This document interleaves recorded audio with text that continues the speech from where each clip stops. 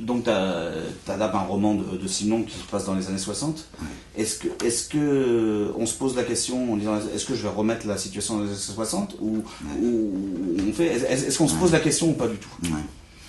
J'ai oublié d'amener le bouquin, je voulais vous montrer le bouquin parce que c'est un bouquin bleu, une édition de 65. Je sais pas à qui je l'ai piqué, dans quelle maison de campagne. J'arrive pas à retrouver. Mais je sais que j'avais fait lire à Stéphanie quand on s'est rencontrés, c'est-à-dire quand même 10 ans, quoi. Et j'en suis servi pour tourner, pour le film tourner. La dernière scène dans la chambre, on l'avait toujours appelée la chambre bleue, cette scène, un homme et une femme après l'amour dans une chambre et ce miracle-là, quoi, de deux corps cette attirance, quoi, qu'on a tous vécu, mais qui fait qu'on passe de l'autre côté, quoi. Et du coup, évidemment, j'ai commencé à lire en me disant, bon, les années 60, donc comment faire? Mais la première chose qu'a fait Stéphanie, elle a juste extrait les dialogues, sans indication de lieu, sans didascalie, juste les dialogues pour essayer de voir si ça tenait la route. Si justement, qu'est-ce qui résistait en fait, comme un tamis, mais qu'est-ce qui résistait dans les deux sens? C'est-à-dire, qu'est-ce qui coince? Qu'est-ce qui marche plus aujourd'hui? Et qu'est-ce qui reste? C'est-à-dire, qu'est-ce qui est beau, quoi? Ah, merci. Ben, c'est à moi. Bon, à la vôtre. Hein. Bienvenue chez nous. C'est sobre pour la presse. Ah, c'est bon. Et du coup, je me suis dit, bon, la structure de Simenon, qui est un des rares romans de Simenon qui n'est pas linéaire, moi ça me fascinait. Le fait que c'est à rebours, comme ça, quoi. On a ce couple, c'est presque Adam et Ève avant le péché, quoi, en fait. Et tout d'un coup, ces voix qui viennent, elles vous mordez combien de fois, vous êtes vu combien de fois. C'est vraiment comme ça dans le roman, c'est-à-dire, on ne sait pas qui est mort, et on ne sait pas pourquoi il est arrêté, qui a tué. Et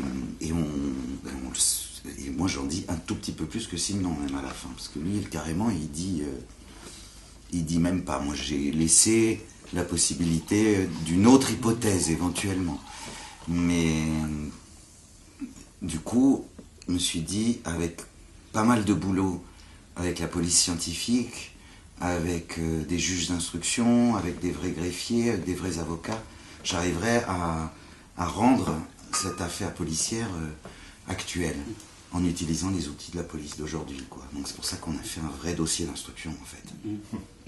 C'est ça qu'on a fait. Et ça, on l'a donné, ce dossier d'instruction, on l'a donné à tous les gens que vous voyez au procès à la fin, par exemple. Ah bon? Parce qu'on a fait un vrai procès. Donc c'est des vrais réquisitoires, des vraies plaidoiries, parce que moi je voulais ce bruit de fond. J'aurais toujours dit que ce serait un bruit de fond. Mais pour créer le fait qu'on soit que dans sa tête, il fallait, on ne peut pas écrire cette langue-là. Donc c'est eux qui ont fait tout ce travail. Mais c'était le boulot, je dirais, qui m'a d'ailleurs vachement aidé pour être très très très très précis sur l'affaire policière, pour pas que le spectateur se pose la moindre question sur la véracité des faits. Pour que sa tête puisse aller ailleurs, quoi, que ce soit des sensations, il fallait que le dossier d'instruction soit impeccable. Est-ce que le flashback, ça fait peur? Là, ça faisait pas peur, parce que c'est plus que du flashback. Là, on est carrément dans une espèce de perturbation mémorielle, de temps qui se chevauche, de mensonges peut-être ou pas. Enfin, c'est ça je me disais, dans cette structure de Simenon, je peux m'amuser en cinéma à exalter ça. Et du coup, au niveau du scénario, dès le scénario avec Stéphanie, on s'est rendu compte qu'on l'avait écrit sur 2 colonnes. Il y avait le off qui venait perturber les descriptions à l'image, et il y avait le off, vous voyez, et les dialogues on et les dialogues off. Et schlang, schlang, schlang. Donc c'était déjà... moi ça m'excitait beaucoup, ça. Et il faut faire quoi on se dit on va laisser des indices sur le temps, ou on laisse le spectateur gérer soi-même non, tu es toi le premier spectateur. Ouais, justement. Il faut que ça tienne la route. J'ai essayé de voir comment faire pour convoquer des images qui sont subjectives, qui soient plus bizarres, où on soit plus perdu, qui des fois sont la vérité, certainement. Quand il dit les femmes de ménage, on les voyait jamais. Et puis après, on se dit, attends. Mais ça, j'ai essayé de décaler, c'est-à-dire que ce soit plus tard, que ça ne corresponde pas forcément à ce qu'on parle, de ce dont on parle. Comme quand on voit le plan avec la belle-mère, avec le carton, on n'y fait pas trop gaffe sur le moment. Mais après, normalement c'est même le lendemain de la projection qu'on se doit se dire, ou après la projection, c'est même pas quand elle est à la barre, la belle-mère, qu'on se dit, attends, mais on l'a vu avec le carton. D'essayer de les placer à des endroits avec le monteur, qui est un génie, François Gédigier, de s'amuser à ça, de voir ce qui vous passe par la tête, et de jouer sur le chaud et le froid. Je sais pourquoi ils ont placé ces choses en province. Je pense que c'est justement pour parler de ce qui est éternel, de ce qui est parler de ce qui est immuable dans l'âme humaine. Pas de l'actualité et pas de la mode. Justement, est-ce que la province est toujours immuable comme elle était dans les années 60? Oui.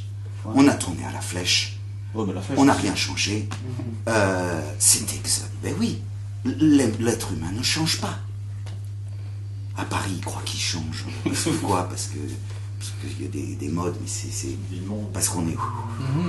Mais l'être humain, c'est pour ça qu'il était fasciné par ce qu'on appelle la province.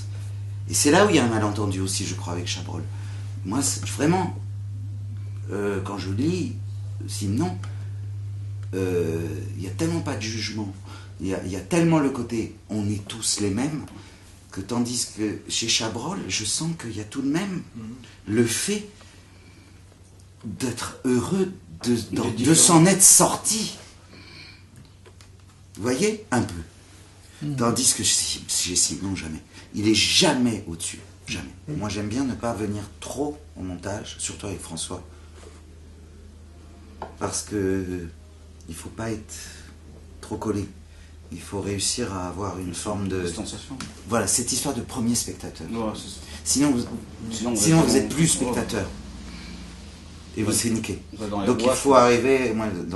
Donc je laisse François vraiment les mains dans le cambouis, mais c'est un monteur son au départ, hein, François. C'est un monteur de musique. C'est un type... bon. Et un jour, voilà, il me montre le début du procès. Et ça fait 14 minutes, cette chaconne, hein, quand même. Ça fait 14 minutes. Et il avait monté le début du procès avec ce moment de la chaconne. Je dis, mais comment tu sais que j'adore ça? Je sais pas, il me dit, j'ai trouvé le morceau dans l'ordinateur. Et en fait, après, il m'a dit, j'avais quand même l'intitulé, il y avait écrit chaconne à 5 minutes 10. C'était bon. Mais voilà. Et ça amenait, si vous voulez, nous, ce qu'on voulait. Mais c'est le film qui décide. Et est-ce qu'on va y arriver? C'est ça le montage. On voulait amener le film vers le haut. On voulait... Est-ce qu'on va avoir droit à cette musique? Ben, c'est le film qui le décide. Et c'est vous, en tant que premier spectateur honnête de ce que vous avez fait. Ça va pas. Le film n'est pas assez fort. Je sais pas. Enfin, on se dit pas ces mots-là. C'est juste, c'est bidon. C'est bidon, c'est prétentieux. Ça va pas. Et à un moment, je sentais que grâce à tout ce qu'on avait tourné au procès, grâce à quelque chose, grâce au travail de François, quelque chose avait l'air d'être accepté par le film. Et on a pu aller jusqu'à cette musique-là. Pourquoi on a peur d'être moins ému? Parce qu'on est plus impliqué. Tu l'as vu 10 000 fois, le truc. Ouais, c'est ça. T'as les rushs avec Stéphanie qui joue comme une merde. Elle tourne la tête au mauvais moment, elle fait la gueule. Non, je dis n'importe quoi. Non, mais c'est encore ma tronche. C'est encore ma tronche avec moi qui parle, évidemment, tout le temps. Parce que je dis, vite, pour dire, amène la caméra. Parce que comme je dirige... Donc les rushs, c'est pas très très excitant. Hein. Donc il faut arriver à être tout vierge. Et à se dire, honnêtement, le mec il se prend pour Terrence Malick là. Laisse Pas sur un tomber, longueur. laisse tomber. Et la présence du fils de Baisse, Simon. baisse. Et la présence du fils de Simon, c'est. La rencontre C'est avec John. difficile ou c'est Pas plutôt du tout. jeune? Oh là là. La rencontre avec John a été immédiate. Une rencontre très pudique. Mais si vous voulez, je lui ai parlé immédiatement de l'origine du monde. De la phrase que je vous ai lue tout à l'heure. Enfin, lue, donc que j'ai. Et quelque chose comme ça. Il voyait qu'on avait envie de faire ce truc, quoi. Et pas forcément pour des mauvaises raisons. Et ce qui est beau chez cet homme, c'est qu'il n'est pas du tout un gardien du temple. Ouais, c'est ça, parce que souvent les héritiers, ils ont un mauvais côté gardien du temple. Hein. Pas du tout. Il a un rapport très complexe avec son père. Bah ouais. Très, très conflictuel. Et c'était Marc qui s'occupait de tout. Et il a commencé à lire les romans de son père à l'âge de 45 ans. Et en fait, c'est l'histoire... C'est drôle parce que c'est l'histoire du rapno que je vais tourner là. C'est drôle. Qui est une chose très, très, très intime pour Jean-Paul. Mais de sentir une fois votre père mort que vous êtes passé à côté de votre père en fait. Et que c'est trop tard. C'est horrible. Et c'est ça qu'on sent chez John. Et c'est ça qui est beau. Donc il redécouvre son père et il est bouleversé, il pleure. Même là, rien que de penser à lui, et de le voir à Cannes et de le voir... Et donc, on a été très complices, quoi. Et du coup, je lui filais les étapes de scénario. Parce que je savais qu'il me dirait si on était dans la note juste ou pas.